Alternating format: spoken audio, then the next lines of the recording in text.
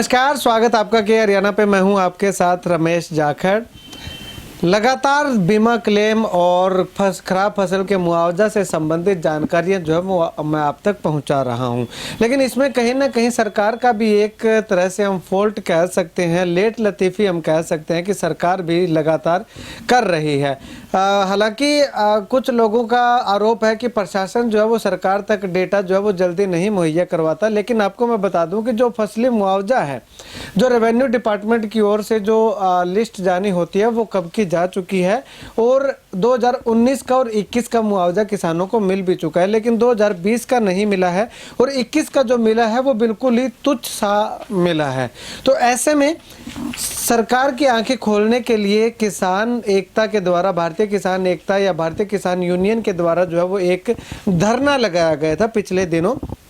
उस धरने के दौरान सरकार से बातचीत हुई थी, कृषि मंत्री से बातचीत हुई थी, आश्वासन दिया गया था। उस धरने में जो है वो किसानों की अलग अलग 10-11 मांगे थी, लेकिन उन मांगों पे मैं कभी बाद में प्रकाश डालूंगा। लेकिन आज की इस वीडियो में मैं उन किसान नेता से ये जानूंगा कि जो मुआवजे और बीमा क्लेम संबंधित जो जानकारी थी, जो मांग थी, उसके ऊपर सरकार ने, जो कृषि मंत्री जी ने क्या कुछ कहा था और जो लेट आ रहा है उसके लिए आने वाले समय में ये क्या प्रयास करेंगे वो भी हम जानेंगे। लखविंदर सिंह जी मेरे साथ मौजूद हैं भारतीय किसान एकता से। लखविंदर जी, दिल्ली की तर्ज पर एक मिनी धरना यहाँ सिरसा में हम कह सकते हैं, किसान रात में ट्रालियों में रुके और उस तरह से रहे जिस तरह से दिल्ली धरने में रहे थे। तो ये धरना जो था, सबसे पहले तो मैं जानना चाहूँगा मुख्य मांगे इस धरने की क्या है?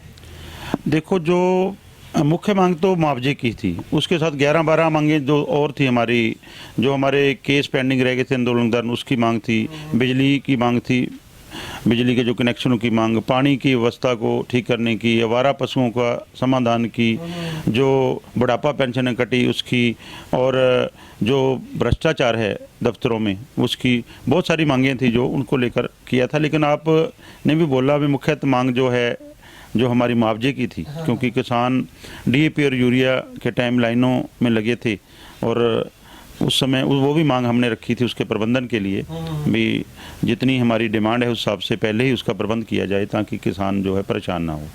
तो मुआवजे को लेकर जो सरकार की नीयत और नीति दोनों में गड़बड़ है, नीयत भी खराब है और नीति भी खराब है। तो इसके लिए जो सिरसा भी धरना लगा था, हमने करनाल जो पहले ही अनाउंस किया था 7-8 फरवरी का किया था, उसमें पूरे हरियाणा भर से भारतीय किसान एकता और पगड़ी संभाल जट्टा 2 जथेबंदियाँ, और उसके साथ टोल प्लाजा खटकल टोल और कई जगह से हमारे साथी जगदीप औलख था, उसकी पूरी टीम बीकेयू करनाल की, सभी ने मिलकर हज़ारों की गिनती में वहाँ किसान पहुँचे थे। वहाँ 7 को रात को मशाल मार्च भी निकाला था। सुबह बातचीत हुई, प्रशासन ने आश्वासन दिया। आश्वासन में उन्होंने कहा भी आपकी जो बात है ये स्टेट लेवल का मुद्दा है और जो आपके कृषि मंत्री और उच्च अधिकारियों से आपकी बात कराई जाएगी। 1 हफ्ते का समय लिया, तो उसके दौरान हमने जो आंदोलन था स्थगित किया। तो परसों जो उन्होंने हमारे को चंडीगढ़ में बुलाया, तो पूरे हरियाणा के लगभग सभी ज़िलों से, जो कॉटन बेल्ट के जो जींद से भी थे, भिवानी से, हिसार से, आदमपुर, फतेहाबाद से, सिरसा से, करनाल से, कैथल से, सभी जगह से हमारे किसान साथी हमारे साथ गए। तो वहाँ सारी बातें जितने पॉइंट थे, पॉइंट टू पॉइंट रखी गई। तो जो मैं नीयत और नीति की बात कर रहा हूँ, ये मुआवजा 2 तरह से होता है। एक तो बीमा कंपनियाँ बीमा करती हैं, उस हिसाब से देती है। एक जिन किसानों ने बीमा नहीं करवाया है उसका जो मुआवजा है वो सरकार जो है रेवेन्यू विभाग देखता है और उसके हिसाब से वो बीमा मिलता है, जो मुआवजा मिलता है।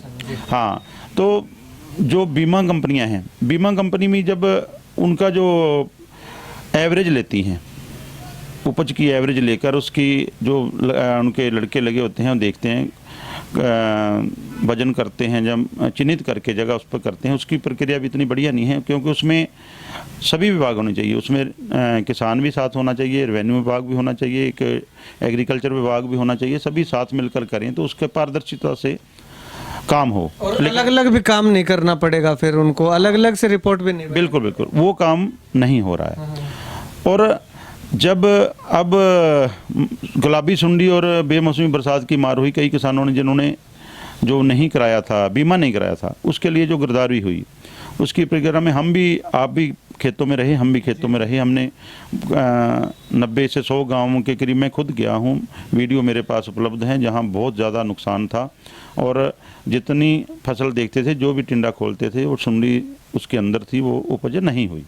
लेकिन इन्होंने क्या किया, कालांवाली तहसील के भी पूरे गांव नहीं लिए, उसमें से भी 16 गांव छोड़ दिए।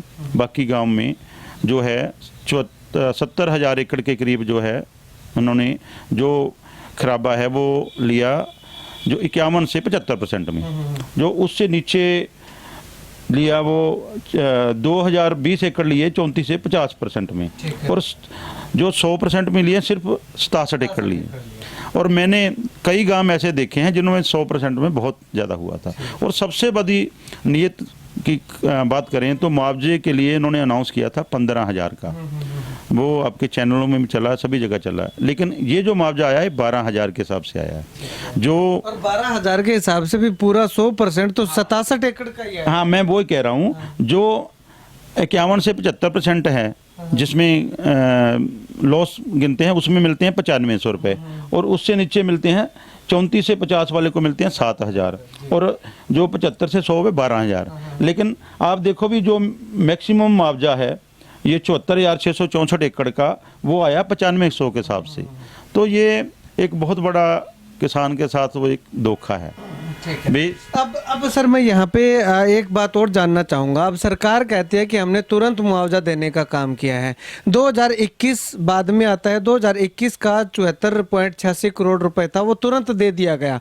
लेकिन 2020 तो उससे भी पहले आता है, उसका भी तो 260-70 करोड़ के लगभग मुआवजे की मांग कर रखी है, वो सरकार नहीं दे रही। तो उसके लिए किसान एकता के आगे द्वारा क्या किया जाए? हाँ, उसी बात के लिए कहते हैं ना भी, मान लो कई बार पुरानी बातें थे ना, शाहूकार ब्याज पे पैसे देता था, भी ब्याज दे दिया, मोल नहीं दिया। ये तो एक छोटा सा दिया है। जो मेजर हमारा मुआवजा था पहले खरीफ 2020 का था, जो हमारी 7 तहसीलों, सातों के सातों तहसीलों में जो खराबा हुआ था, वो इन्होंने पहले 307 करोड़ रुपया जो बनाया। उसके बाद उन्होंने कहा भी कुछ उसमें से बीमा कंपनियों से भी लेके उनको काट दिया। उसके बाद 258 करोड़ के करीब जो है मुआवजा बना, वो खरीफ 2020 का है। तो जब हमने कल परसों बात करी, पीके दास जी भी थे वहाँ, तो पूरा एग्रीकल्चर विभाग भी था, कृषि मंत्री थे, तो हमने बात रखी भी, आप ये तो आज उन्होंने कहा भी आज हम डाल रहे हैं 581 करोड़ कह रहे थे, 561 करोड़ आ गया है। तो जो पुराना हमारा मुआवजा है उसका क्या होगा? वो कह रहे हैं भी वो भी डल रहा है। भी ये क्या हुआ भी जो पुराना तो डल रहा है, ये आप डाल रहे हो, इसमें कुछ समझ नहीं आई बात। तो फिर उन्होंने कहा भी उसमें कोई ये हुआ था, भी बीमा साथ था, वो तो सारा कुछ क्लियर होकर चला गया। ये मेरे पास जो रिपोर्ट है ये DRO ऑफिस से ली हुई है। हमने फतेहाबाद से भी, सभी कॉटन के ज़िलों से हमारे पास लिखित में रिपोर्ट थी, हमने उनको दिया। भी ये जो है इतना हमारा मुआवजा पेंडिंग है, तहसील के हिसाब से कि कौन सी तहसील में कितने एकड़ में कितने % में खराब हुई है, सारे का सारा हमने डाटा उनको दिया। फिर उन्होंने इसका आश्वासन दिया भी ये भी हम 10 मार्च तक डाल देंगे। बाकी बीजेपी बहुत झूठी पार्टी, लेकिन हम जब तक आएगा नहीं तब तक हम मानते नहीं हैं, क्योंकि हम संघर्ष वाले लोग हैं। तो अगर कोई दिक्कत आती है तो हम तो तैयार हैं। लेकिन ये देखो, सबसे बड़ा हमारे साथ धोखा ये हुआ भी, अब डबवाली में धरना लगा, आप देखो भी क्यों लगा है। वो इसलिए लगा है भी इतना ज़्यादा फसलें खराब हुई हैं, तो खाली कालांवाली के ही इन्होंने मेरे ख्याल 53 या 54 गांव लिए हैं, बाकी सारा जिला छोड़ दिया। बाकी कहाँ गए? खराब तो और भी हुए हैं। इसके लिए भी क्या कोई किसान एकता के द्वारा आगे कदम उठाया जाए? हाँ, बात रखी हमने। वो कहते क्या करें, तो उसके लिए भी एक जो बीमा कंपनियों ने टेबुलेशन भेजी है विभाग ने, यहाँ कृषि विभाग ने, यहाँ पूरे जो एवरेज बना के कितना लॉस है, उस हिसाब से अगर बीमा कंपनी ने डबवाली में लॉस दिखा रखा है, रानिया तहसील में दिखा रखा है, गोरीवाला तहसील में दिखा रखा है, चोपटा में, इलाहाबाद में दिखा रखा है, तो ये तो नहीं हो सकता भी उसका लॉस है और इसका लॉस नहीं है। लेकिन डिपार्टमेंट ने भी तो दिखाना चाहिए। हाँ, लेकिन उसमें एक उलझन और है। जो रेवेन्यू विभाग है वो लेता है परसेंटेज, भी 33 से नीचे का कुछ नहीं देता, 33 से 51, 50 और 51 से 75 और 76 से 100, ये इनका रेशो तो ये है, लेकिन उनका बीमा देने का जो स्टाइल है वो अलग है, उनका क्राइटेरिया अलग तरह से है। वो करते हैं भी खेत में एवरेज देखते हैं, गांव की एवरेज या तहसील की एवरेज से कम आता है तो उस हिसाब से वो बीमा देते हैं। अगर 5 मन कम है तो 5 मन के पैसे देंगे, 3 मन कम है तो 3 मन देंगे।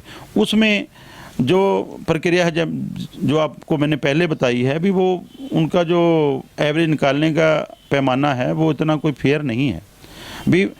सड़क के साथ साथ जाते हैं 2 किले क्या देखा, जब अगर 4000 एकड़ है वो लोकल साथ में किसान लें तो वो अपने खेत के अंदर तक लेके जाएगा, ये देखो ये मेरे किले हैं सबसे ज़्यादा ख़राब हैं, इनको देखो। वो चीज़ नहीं है। किसी नंबरदार को, सरपंच को, पटवारी को साथ लेके चलें वो तो दिखाएं तो उसमें पारदर्शिता आएगी। इसलिए हमारे को डर ये है कि कहीं उन्होंने क्या रिपोर्ट भेजी है, क्योंकि उन्होंने क्या भेजी है, हमने एग्रीकल्चर विभाग से डीडीए बाबूलाल से मैंने मांगी, वो कहते भी हमने उधर भेज रखी, मैं मेरे को दे दो, कहते दे नहीं सकते।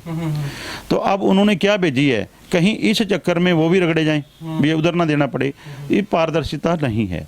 इसलिए ये जो हम आपके चैनल के माध्यम से ये कहते हैं भी ये पारदर्शिता तभी आएगी भी जो किसान साथी जिनकी फसल खराब हुई है वो भी आगे आए।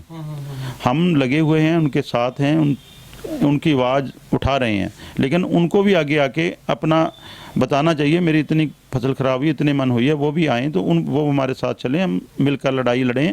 और ये बहुत बड़ा जो इशू है मुआवजे का, क्योंकि इतनी महंगी खाद है, इतना महंगा डीजल है, आगे बजाई करनी है, कुछ करना है, कितना का मुआवजा दिया है आपको पता भी 27 से 28 हज़ार रुपये प्रति एकड़ खर्चा आता है और दे रहे हैं 9500 रुपये, क्या होगा। लेकिन हमारे कुछ तो कुछ मिले। अंत में एक बिल्कुल शॉर्ट में मैं आपसे आंसर चाहूँगा कि अभी 2020 का खरीफ का जो मुआवजा है वो पेंडिंग पड़ा हुआ है, 2021 का बीमा क्लेम आने की संभावना है कि मार्च के लास्ट तक आ जाएगा, और 2020 का जो बीमा क्लेम है खरीफ का वो 111 गाँव का लंबित पड़ा हुआ है, हालांकि उसका आश्वासन आपको 10 मार्च तक का दे दिया है।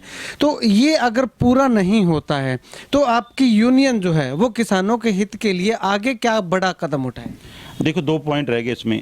एक हमने ये मांग रखी थी जो 111 गाँवों का बीमा रह गया है, ये जब बीमा कंपनी की लिमिट होती है इससे ऊपर जाता है तो उसकी सेंट्रल कमेटी में जाता है मसला।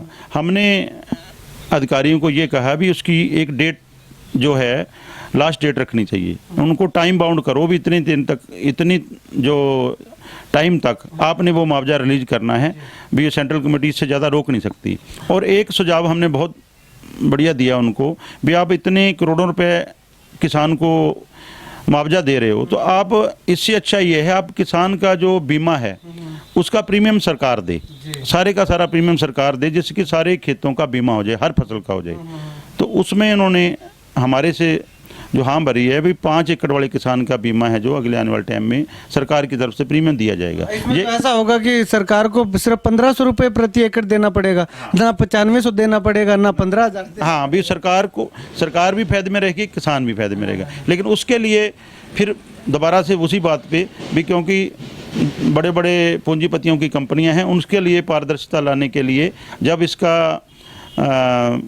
खराबे का जो रेशो निकालना है उसके लिए पारदर्शिता बहुत ज़रूरी है, इसीलिए ये होगा। और आपका जो अंतिम सवाल था उसके ऊपर भी हमने जो उन्होंने 10 मार्च दिया है उसके बाद फिर हम मिलेंगे, फिर हम अपनी जथेबंदियों की एक थोड़े ही टाइम में एक बहुत बड़ा हम जो हमारी काम करने वाली जथेबंदियां हैं, चाहे वो अम्बाला की है, चाहे करनाल की है, चाहे सिरसा की है, चाहे सार की है, हम 6-7 जब जो बढ़िया काम करने वाले जथेबंदी के ढांचे से काम करने वाली है उसका एक बहुत बड़ा एक जो मोर्चा बनाने वाले हैं हरियाणा में, जो कि वो मिलकर काम करेगा। वो भी जल्द अभी अनाउंस नहीं कर सकते अभी क्या कुछ होगा, आपके चैनल के माध्यम से कह रहे हैं एक भूमिका उसकी तैयार हो रही है, जिससे कि कोई आवाज़ उठाते हैं तो पूरे हरियाणा की आवाज़ उठेगी और पूरे सिस्टम से आवाज़ उठेगी। तो अब जब मुआवजा नहीं मिलता तो हम संघर्ष के लिए तैयार हैं, हम किसान के एक एक पाई का हिसाब सरकार से लेके रहेंगे। चलिए, शुक्रिया सर बातचीत के लिए। तो सरकार को सीधी चेतावनी देने का काम जो है वो यहाँ पे किया गया है कि सरकार ने अगर समय रहते इनकी मांगों को नहीं माना गया, क्योंकि इनका कहना है कि ये मांगे उनकी वाजिब मांगे हैं, नाजायज मांगे नहीं है, जायज मांगे हैं। किसान मुआवजे के लिए मांग कर रहा है, सरकार ने घोषित कर रखा है, घोषणा कर रखी है, बजट में प्रावधान जो है वो उसको नहीं दिया गया अभी तक। हालांकि डिपार्टमेंट ने बजट जो है उसका वो बना करके एक, अगर यूं कहूँ कि टेबल बना बना करके टेबुलेट करके भेज भी रखा है कि इतना बजट उन्हें चाहिए। लेकिन इसके अलावा अगर बीमा क्लेम की बात कहूँ तो खरीफ 2020 में जो बीमा आया था 111 गांव जो है वो बीमा क्लेम से वंचित रह गए थे। तो उन गांव के बीमा क्लेम राशि जारी करने की मांग को लेकर के और अन्य मांगों को लेकर के धरना लगाया था और सरकार के साथ बातचीत में ये सहमति बनी थी। खैर अब ज़्यादा से ज़्यादा अगर कहूँ तो 10 अप्रैल तक का समय है। 10 अप्रैल तक जो है वो जो 2021 का बीमा है वो भी तब तक आ जाएगा। तो 10 मार्च को जो बचे हुए गांव का बीमा है वो आने की संभावना है और 10 अप्रैल तक 2021 का खरीफ का जो बीमा है वो आने की संभावना है। तो उसके बाद अगर नहीं आता है, सरकार अपनी जो मांगे मानने का आश्वासन दिया था उससे अगर वादा खिलाफी करती है तो आने वाले समय में सरकार को और ज़्यादा गहरे परिणाम भुगतने पड़ सकते हैं। खैर आप इस वीडियो को लेकर के क्या कुछ कहना चाहते हैं कमेंट सेक्शन में कमेंट करके ज़रूर बताइएगा। कैमरा सहयोगी संपत के साथ रमेश जाखड़ के हरियाणा।